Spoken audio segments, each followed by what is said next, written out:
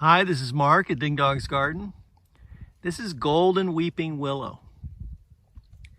It's one of the several weeping willows we have here, and it has the greatest kind of weeping habit of them all.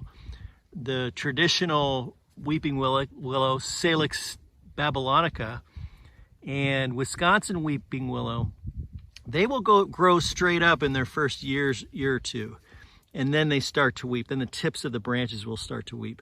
But as you can see here, this golden weeping willow is already starting to lean. It can't support its own weight. That said, if you let it grow, if you let one trunk grow, it will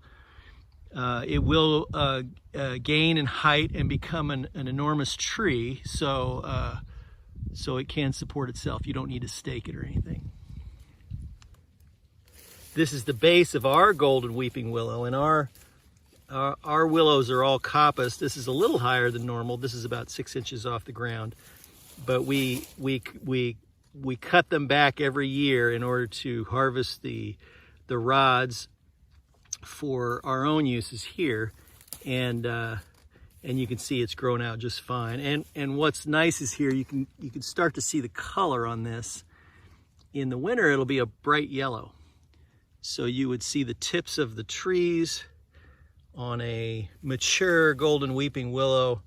They would start to shine yellow in the winter. And in the early spring, when the green foliage comes out, it'll be a nice contrast between the yellow stems and the green foliage of this weeping willow.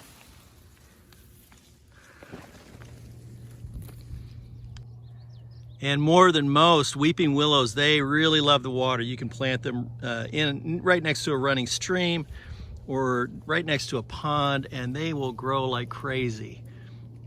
This will become an enormous tree and take over whatever space that you had for it. But if you want a piece of beauty next to a water feature you have, this is a great tree. Low maintenance.